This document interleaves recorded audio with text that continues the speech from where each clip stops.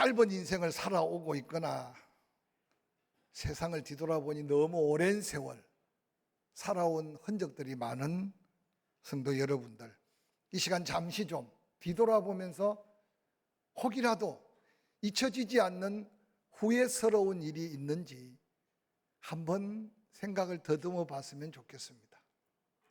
그때 그렇게 할 걸, 그때 그렇게 붙들 걸, 그때 그렇게 내가 결정할 걸 하면서 그 후회하는 마음을 잊지 못하는 마음도 있을 수 있을 겁니다.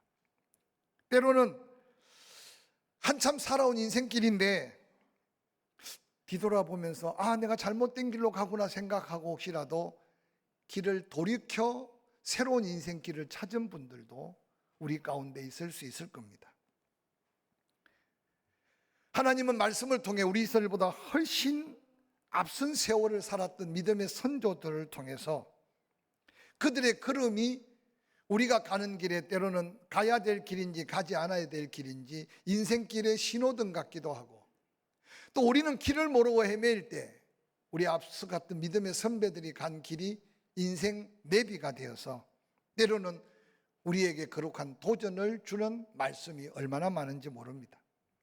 특별히 오늘은 호세아서를 함께 살펴보면서 하나님이 택한 백성을 얼마나 사랑하셨는지, 또한 하나님의 사랑을 온전히 깨닫지 못해서 세상 속에 깊이 빠져들어가 타락하며 이제 하나님이 그들을 진노하고 버릴 수밖에 없는 지경에 있는 그 가운데서도 하나님은 그들을 버리지 못해 다시 첫사랑을 회복하며 내게로 돌이켜 오라고 외치는 호세아의 그 목매인 외침의 소리가 이 민족을 향해, 우리를 향해 혹이라도 외치는 소리는 무엇인가를 한번 들어보는 시간이 되었으면 좋겠습니다. 오늘 메신저로 부름받은 호세아는 예수 그리스도 오시기 전 약 743년 전에 남왕국 유다는 우시아가, 요담, 아하스, 히스기야가 남왕국 유다를 다스릴 동안 그는 북왕국 이스라엘의 요아스의 아들 여로보암이 왕으로 있을 때 부름을 받게 됩니다.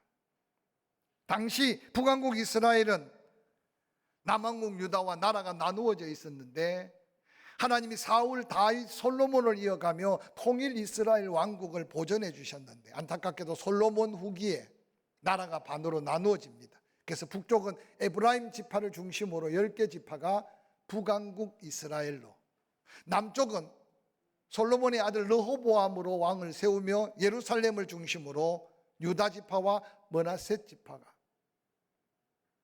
그래서 베냐민 지파가 왕이 나라를 만들어서 그렇게 남왕국 유다를 세웁니다. 특별히 당시에 북왕국 이스라엘의 선지자로서는 호세아가 그 사역을 감당하고 있었고 아모스가 함께 동역했습니다. 남왕국 유다에는 이사야, 미가 선지자가 활동을 하고 있었습니다. 놀랍게도 북왕국 이스라엘의 같은 시대에 선지자로 사역했던 호세아와 아모스는 하나님의 말씀을 대언했지만 호세아는 개인의 믿음과 영적 생활에 관심을 두고 윤리적으로 또한 영적으로 타락한 그들을 일깨우기를 원했고, 아모스는 사회적 전반의 불의와 부정을 탄식하면서 하나님 앞에 돌이켜 회개할 것을 선포했습니다. 특별히 선지자 호세아가 외치고 있는 이 북왕국 이스라엘은 아마 여로보암 왕 때 가장 나라가 부강해지고 또한 군사력도 강해지고 세상 사람들이 볼 때는 잘 먹고 잘 사는 것 같았는데 영적으로는 가장 타락되고 그런 하나님을 가장 멀리 떠나 있어서 하나님의 진노가 곧 다가온다고 선포해도 깨닫지 못하고 믿지 못하는 어리석음에 빠져 있는 때에 하나님의 최후의 사랑과 심판을 선포하고 있는 말씀이 오늘 본문의 말씀입니다. 성경을 살펴보나 이 땅에 사람 사는 역사를 살펴보나 한 개인의 윤리적 타락, 한 개인의 영적인 타락은 결국 사회 타락으로 이어지고 사회가 죄악으로 만연하며 타락할 때 한 나라의 흥망성쇠가 결정되어지는 역사는 우리를 수없이 살펴볼 수 있습니다. 오늘 이 나라 이 민족을 바라보며 기도할 때 혹이라도 여러분 하나님의 특별한 희망과 소망의 메시지를 들은 적이 있습니까? 아니, 이 세상 사는 정치, 경제, 사회 전반 우리보다 앞서 뭔가 리더자로 세운 그들을 통해 뭔가 희망과 기대감을 가질 수 있는 것이 있는가라고 묻는다면 우리는 대답이 상당히 어려운 대답을 하게 될 것입니다. 그렇다고 해서 누구 때문이라고 말할 수 없는 이 지경에 하나님을 섬기는 우리만이라도 볼 걸 바라보고 들을 걸 바로 들어서 우리의 기도가 하나님의 보좌를 움직이고 하나님이 세울 만한 사람을 세워서 이 중차대한 우리 인생 한 시대에 하나님의 역사를 이루어가는 한국교회를 통해서 이 민족과 이 나라의 미래를 다시 한번 하나님의 뜻 가운데 옮겨가야 될 거룩한 사명이 우리로부터 시작될 수 있다는 사실을 호세아서는 일깨워주고 있습니다. 멸망해가는 북왕국 이스라엘을 바라보면서 하나님이 어떻게 그 백성을 사랑했는지, 그래서 그 사랑을 다시 깨닫고 여호와께로 돌아오기를 애타게 외치는 호세아. 그런데 오늘 호세아서 마지막 장인 14장을 통해 하나님은 너무나 아름답고 귀한 약속의 말씀을 선포하고 있습니다. 하나님이 그들을 사랑한다는 말은 아주 귀중한 말씀이고, 진노가 그들에게 떠났다 백합과 같이 그들에게 피어나는 은혜가 있다. 그 향기가 레바논의 백향목 같다. 곡식의 풍성한 열매처럼 그들에게 은혜가 풍성해질 것 같다. 그 모습이 푸른 잣나무 같다고 외치고 있습니다. 오늘 호세아를 통해 희망과 소망을, 아니 사랑을 돌이키는 그곳에 나타난 하나님의 놀라운 메시지는 긍정적인 메시지고 소망의 메시지며 희망으로 가득 찬 메시지입니다. 듣기만 해도 가슴 벅찬 메시지인데, 과연 그 약속의 말씀이 그들에게 그대로 응답되어질 약속인가, 아니 그들이 누릴 수 있는 축복인가를 생각해 보면 역사는 우리에게 새로운 도전을 더해주고 있습니다. 사랑하는 성도 여러분, 여호와 하나님의 위로가 있고 사랑과 축복이 넘쳐나고 또한 하나님의 은혜가 임할 때 그곳에 풍요로움이 있는 그 은혜의 약속은 끊임없이 우리에게도 들려지는 하나님의 약속입니다. 그러나 이 약속이 누구에게나 아무에게나 다 보장된 것이 아니기 때문에 오늘 호세아가 외치는 그 말씀은 그 시절의 그 백성뿐만 아니라 오늘날 하나님을 믿는 우리에게도 동일하게 들려오는 심판적 경고가 있는 하나님의 희망과 소망의 메시지인 것을 기억하고 우리 각자의 모습을 다시 한번 영적 모습으로 말씀 앞에 비추어 보고 이 어려울 때 당당한 믿음으로 하나님의 보좌를 향해 한 걸음 한 걸음 나아가는 믿음의 승리자들이 될 수 있기를 주의 이름으로 간절히 축원합니다. 오늘 이 희망과 소망이 넘치는 이 복을 누가 받을 수 있을까? 호세아는 본문 14장 1절에 이렇게 외칩니다. 이스라엘아, 내 하나님 여호와께로 돌아오라 라고 외치고 있습니다. 이미 하나님의 품을 떠나고 하나님의 약속을 떠나고 하나님의 은혜를 떠나서 은혜는 하나님께 받고 그들은 이미 바알에게, 그들은 이미 아세라에게, 아니 그들은 바알과 아세라를 바라보는 그 순간 세상 속의 죄악 속에 깊이 엎어져 있는 이스라엘 백성들을 향해 최후 통첩과도 같은 소망과 희망의 약속을 걸고 하나님이 그들에게 외치는 이 외침은 저는 이 민족이 들어야 될 외침이고, 그래도 먼저 구원받은 교회 안에 모여있는 성도들이 가슴을 열고 다시 받아야 될 하나님의 말씀인 것을 기억하시기를 주의 이름으로 간절히 축원합니다. 요 이스라엘아 라고 부르는 이 말 속에는 내가 택한 나의 백성, 나는 너의 하나님이고 너희는 나의 백성된 언약의 백성들아, 다시 한번 이제 귀를 열고 들어라. 내 하나님 여호와께로 돌아오라고 하는 애타는 이 말씀은 단순하게 누구 한 사람을 부르는 것이 아니라 이스라엘이 멸망을 앞둔 그 시점에 하나님의 최후의 통첩의 메시지라면 반드시 들어야 하고 반드시 그 말씀대로 돌이켜야 한다는 말씀이 오늘 본문의 말씀인 줄 믿으시기를 주의 이름으로 간절히 축원합니다. 왜 그들이 여호와께로 돌아와야 합니까? 지금 그들의 형편은 불의함으로 말미암아 엎드러져 있다, 엎어져 있다, 다시 이렇게 세워줄 사람이 없다, 다시 일어날 소망이 없는 백성이다 라고 외치는 호세아의 외침은 그들 각자가 자기 모습을 살피고 스스로 일어날 수 없는 그 자리에서 다시 하나님을 바라보고 여호와께로 돌이키는 결단이 필요함을 선포해 주고 있습니다. 사랑하는 성도 여러분, 택한 백성들을 사랑하는 여호와 하나님, 그 하나님이 보시는 불의함이 무엇일까요? 오늘 호세아를 통해 외치는 이스라엘 백성들의 불의함이 오늘 우리에게도 동일한 죄악으로 우리를 유혹하고 있음을 기억하면서 다시 한번 세상을 이길 수 있는 건 믿음밖에 없다. 그 믿음이 바로 예수 그리스도를 나의 구주로 삼고 성령을 통해 내 육신의 정욕과 내 육신의 욕망을 깨트리고 영의 생각은 생명, 육의 생각은 사망에 이르는 이 말씀의 결단 앞에 다시 한번 우리의 영적인 모습을 헤아리는 이 시간이 되기를 주의 이름으로 간절히 축원합니다. 선지자 호세아를 통해 가장 먼저 이스라엘 백성들을 책망하며 불의함으로 죄악으로 엎드러져 있는 그 죄악은 바로 그들이 간음했다고 호세아 1장, 2장, 3장에 계속 이어지며 강조하고 있습니다. 육신적인 죄악도 당연히 따르지만 오늘 호세아에서 이야기하는 이 간음은 영적 간음을 더 중요하게 하나님은 선포하고 있습니다. 하나님의 사랑을 덧입고 하나님의 은혜를 입었는데도 그 사랑을 스스로 버리고 그 은혜를 스스로 감사하지 아니하고 산마다 산당을 짓고 바알을 섬기고 산마다 산당을 짓고 아세라를 섬기면서 그곳에서 여사제들과 행음하며 세상 속에 죄악 속에 깊이 빠져가고 있는 이스라엘 백성들을 향해 하나님은 다시 한번 희망과 소망의 약속으로 선포하면서 그들을 향해 말합니다. 마지막 경고일 수 있다. 돌이켜라, 돌아와라, 여호와께로 돌아오라고 외칩니다.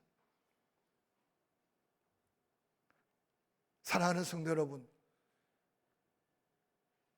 세월이 수없이 지나간 이때를 사는 우리, 지금 여러분의 마음속에 하나님의 은혜에 대한 감격이 있는지, 지난날 살아온 것이 우연한 것 같고 당연한 것 같았는데 그게 자꾸 하나 둘 은혜로 느껴져서 나도 모르게 내 가슴이 벅차고 내 입술에 감사와 하나님 앞에 고맙습니다, 감사합니다, 사랑에 빚진 이웃에게 그 사랑의 아름다운 감사를 표현하고 살고 있는 좀 은혜의 넉넉한 모습을 가지고 사는지, 아니면 은혜 받은 것 많고 은혜로 지난 세월은 수없이 많은데도 자꾸만 갈급해지고 자꾸만 인색해지고 자꾸만 마음이 조급해지고 그래서 신경이 예민해지고 날카로워지고 그래서 어느 날 혼자 외롭게 쓸쓸하게 그 감격을 잃어버린 우리를 향한 이 메시지일 수 있어요.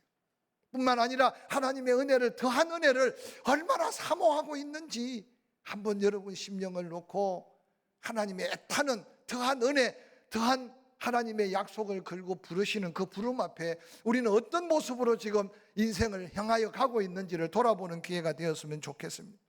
뿐만 아니라 호세아 시절에 그들은 은혜밖에 없었지만 우리는 은혜 중에 은혜, 예수 그리스도가 이 땅에 오셔서 우리 대신 죄값을 치르고 죽어주심으로 그 예수 믿어 구원받은 이 구원의 감격만큼은 그 무엇으로 대신할 수 없고 그 무엇과도 바꿀 수 없는 은혜인데 혹이라도 구원의 감격까지 이제 다 잊어버리고 살고 있지 않는지, 그래서 내 입으로 주님이라고 부르기도 어색하고 내 안에 주님이 이미 내주하신 주님 어느 날 단식하고 근심하다가 나 스스로가 예수 그리스도의 함께 하심의 은혜까지 잃어버리고 살고 있지는 않는지 여러분의 영적 모습을 한번 살피시는 기회가 되었으면 좋겠습니다. 호세아 4장 14절은 호세아를 통해 다시 외칩니다. 깨닫지 못하는 백성은 망하게 된다. 깨닫지 못하는 백성은 망하게 된다. 여러분, 하나님의 말씀이 깨달아지고 성령의 감동하심이 뜨거워지고 할렐루야. 그래서 하나님을 더욱더 사모하고 가까이 하고 그 하나님을 더 깊이 알아가는 믿음의 자리에 서기를 주의 이름으로 축원합니다. 두 번째 죄악은 호세아 5장 5절 6장 3절까지 이어지는 말씀입니다. 내 백성이 교만해서 망한다고 말합니다. 인간의 죄악의 출발은 교만이라고 말합니다. 교만하면 하나님을 만날 수도 없습니다. 교만한 사람의 특징은 모든 것이 다 자기중심적입니다. 자기 생각만이 옳고 자기가 가는 길만이 진리라고 생각합니다. 교만한 자의 특징은 불평과 불만이 늘 계속됩니다. 참지 못합니다. 싸우기 좋아합니다. 교만한 사람에게는 성령의 인격적 열매를 찾아볼 수 없습니다. 교만한 사람은 말씀을 듣지 않습니다. 자기 주장만 계속 앞세웁니다. 교만한 사람은 세상이 자기가 최고라고 생각합니다. 교만한 사람에게 기준은 하나님 말씀이 될 수 없고 자기 경험, 자기 생각이 기준이 될 수 있습니다. 호세아 5장 5절 6절은 이렇게 말합니다. 이스라엘의 교만이 그 얼굴에 드러났나니 그 죄악으로 말미암아 이스라엘과 에브라임이 넘어지고 유다도 그들과 함께 넘어지리라. 그들이 양떼와 소떼를 끌고 여호와를 찾으러 갈지라도 만나지 못할 것은 이미 그들에게 떠나셨음이라. 교만한 자의 곁에 하나님이 함께할 수 없고 하나님이 교만한 자를 버렸다는 겁니다. 지금 북왕국 이스라엘 백성들을 향해 호세아를 통해 선포하는 두 번째 죄악은 바로 교만하기 때문에 그들은 망할 수밖에 없다는 거예요. 세 번째 죄악은 호세아 6장 4절부터 7장 7절 말씀입니다. 내 백성이 인애가 없어서 망한다고 선포합니다. 성경을 해석했던 귀한 주석가 케일은 인애라는 말을 이렇게 풀이해 놨습니다. 인애는 여호와 하나님을 사랑하는 마음으로 이웃을 사랑하는 선한 마음이 인애다. 그냥 하나님의 사랑이라고 하지 않고 왜 인애라고 했느냐? 오늘 하나님이 기대하는 것은 정말 하나님을 사랑한다면, 하나님의 사랑이 그 속에 있다면 형제를 사랑할 수밖에 없는 것이 하나님의 사랑이다. 믿으시면 아멘. 믿으시면 아멘. 하나님 사랑하십니까? 근데 여러분 마음속에 미움이 있다면 죄송하지만 하나님의 온전한 사랑을 경험하지 못하는 거예요. 저는 신앙생활하면서 늘 안타깝게 부딪혀오는 게 그거예요. 이 강단에서 강조한 것만 얼마나 강조했는지 몰라요. 하나님이 우리를 사랑할 때 예수님 자리로 독생자 예수를 십자가에 못 박아 주기까지 사랑하셨으니 그게 우리에게 하나님의 사랑의 크기예요. 그래서 하나님이 우리에게 사랑을 요청할 때 그리스도의 피로 구원받은 형제를 사랑하기 위해서는 자기 목숨을 걸고 사랑하라고 말씀하셨어요. 저는 우리 교회가 이런 사랑으로 하나님 앞에 당당하게 설 수 있었으면 좋겠어요. 할렐루야. 허물이 크고 실수가 커도 사랑의 크기가 더 크기 때문에. 근데 안타깝게도 이스라엘 백성들은 하나님의 그 사랑을 경험하고도 그 사랑을 버리고 세상의 마음을 빼앗기고 우상의 마음을 빼앗기며 인애가 없어졌어요. 그래서 인애가 없어서 망한다고 말합니다. 사랑하는 성도 여러분, 하나님을 좀 더 사랑하고 그 사랑이 내 가슴 속에 벅차서 이해하지 못할 게 없고 용납하지 못할 게 없고 받아주지 못할 게 없고 언제 아멘 하시려고 그 큰 사랑으로 더한 은혜의 약속 앞에 설 수 있기를 주의 이름으로 간절히 축원합니다. 네 번째 죄악은 호세아 7장 8절부터 8장 14절에 등장합니다. 내 백성이 세상에 속해버려서 망한다고 했습니다. 혼합되었다고. 혼합된 게 뭡니까? 이것도 좋고 저것도 좋고. 그래서 지금 신학문도 혼합이 되어서 잘못된 학자들을 통해 지금 신학이 교란되어지고 그러한 학문에 도취된 강단선 목사 때문에 성도들이 지금 먹지 않아야 될 것을 먹고 듣지 않아야 될 걸 들어야 돼요. 이 시대가 바로 오늘 우리가 살고 있는 이 시대예요. 하나님의 창조적 섭리를 양심의 가책 없이 지금 무너뜨리는 시대 속에 우리가 살고 있어요. 호세아 때만 그런 게 아니라 이 말씀은 오늘 우리를 향해서도 도전합니다. 하나님의 백성이 세속화되어서 망한다. 사랑하는 성도 여러분, 무엇이 진리고 무엇이 거짓인지를 분별할 수 없다면 여러분 어느 날 세상 속에 그냥 질퍽이고 그냥 하나님의 뜻을 버려질 수밖에 없을 겁니다. 그러나 마지막 때 알곡과 쭉정이를 구별하고 양과 염소를 구별하는 하나님의 놀라운 섭리를 잊지 않으시기를 주의 이름으로 간절히 축원합니다. 다섯 번째 죄악으로서 호세아 9장 1절부터 17절에 내 백성이 패괴한 죄로 심령이 부패해서 이 나라가 망한다라고 말합니다. 이 패괴하다는 말은 죄로 인하여 심령 상태가 다 썩어져 버린 상태를 지금 의미합니다. 여러분 이전에 뜨겁게 기도했던 그 열정이 어디 갔는지, 이전에 뜨겁게 헌신했던 그 아름다운 수고들이 어디 갔는지, 이전에 뜨겁게 영혼을 사랑했던 사랑이 어디 갔는지 여러분의 심령을 한번 다시 살펴보시기를 주의 이름으로 간절히 축원합니다. 오늘 이 세상은 모두가 다 자기가 잘난 맛에 자기 인생의 지혜가 자기 하나님이야.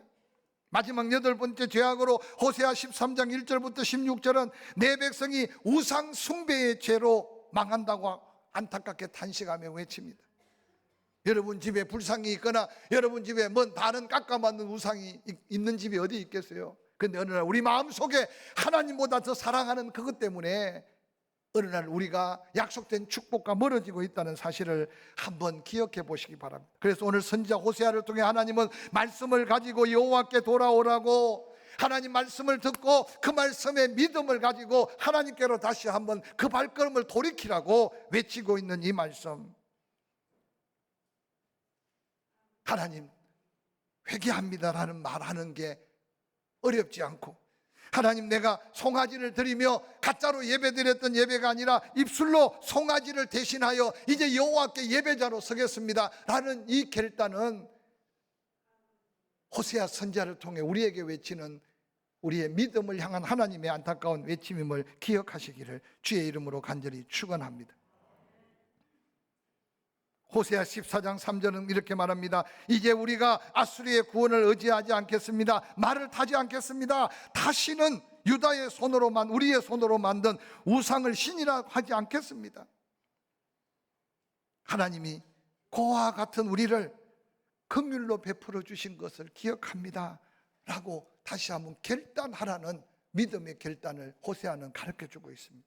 아수르를 의지하고 애굽을 의지하고 그 나라가 강하면 그 나라에 가서 굽신굽신 돈을 주고 그 나라가 더 강해 보이면 그 나라에 가서 그 나라 마병들을 의지하며 하나님을 저버렸던 어리석은 이스라엘 백성들, 그들이 결단하라는 거예요. 하나님, 아수르도 애굽도 사람 의지하지 않겠습니다. 우상 섬기지 않겠습니다. 은혜 베푸신 하나님만 바라보겠습니다 라고 서원하라는 거예요. 결단하라는 거예요. 오늘 이 민족이 다시 한번 이 결단이 없으면 우리의 다음 세대에 물려줄 이 민족의 미래가 어디 있겠습니까? 호세아 14장 4절은 이렇게 외칩니다. 내가 그들의 반역을 고치고 기쁘게 그들을 사랑하겠다. 나의 진노를 그들에게 거두어서 떠나게 하겠다. 이 결단과 이 서원의 기도를 들으신 하나님이 이제 다시 이스라엘 백성들이 지었던 죄를 용서하고 다시 그들을 기쁨으로 사랑하며 하나님이 내릴 심판을 거두고 그들에게 은혜를 베풀겠다는 겁니다. 사랑하는 성도 여러분, 이제 그 은혜를 경험할 때 하나님은 그 백성에게 약속한 놀라운 축복을 호세아 14장 5절부터 8절은 이렇게 말합니다. 내가 이스라엘에게 이슬 같은 자로 역사하겠다. 하나님이 이스라엘 백성에게 이슬 같다는 것은 아침 이슬로 인해 온 들판의 초목이 아름답게 솟음게 됩니다. 하나님의 은혜가 이슬같이 내려 그 심령에게 다시 한번 솟음게 하며 은혜를 약속하셨습니다. 이 은혜가 없이는 이 민족에 무슨 소망이 있으며, 이 은혜가 없이는 한국교회에 무슨 소망이 있으며, 여러분 개인적으로도 늙어가면 나이 들고 육신 연약한 것 가지고 병원만 벌벌벌 떨고 다닐 게 아니라 하나님이 내 영혼을 소생케 하심으로 영혼이 잘된 같이 범사가 잘되고 강건함의 은혜를 사모하는 회복의 은혜 앞에 당당히 설 수 있기를 주의 이름으로 간절히 축원합니다. 하나님이 백합화같이 피게 하겠다고 말씀하셨습니다. 그들을 아름답게 하고 그들을 하나님의 사람답게 하나님이 하시겠다는 겁니다. 레바논의 백향목같이 뿌리를 굳건히 박히게 하신다는 겁니다. 즉 흔들 수 없는 견고한 하나님의 은혜, 하나님이 심으면 뽑을 자가 없는 하나님의 놀라운 함께 하심의 약속을 약속하십니다. 뿐만 아니라 그렇게 서원하고 간구하며 하나님께로 돌이킨 거, 그의 가지가 퍼지며 그의 아름다움은 감람나무 같고 그의 향기는 레바논의 백향목 같다고 말합니다. 은혜가 회복된 성도의 모습입니다. 그 자손의 아름다운 번창함의 약속입니다.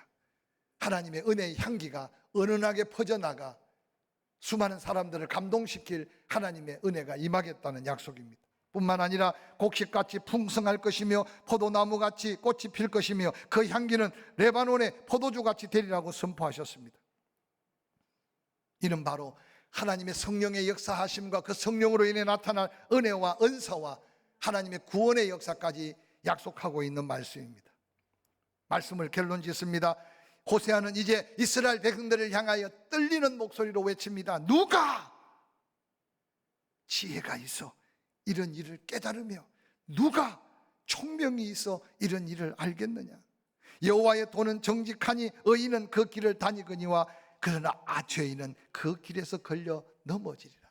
똑같은 길을 걷는 것 같은데도 이 은혜의 길을 걷는 복된 걸음이 되기를 주의 이름으로 간절히 축원합니다.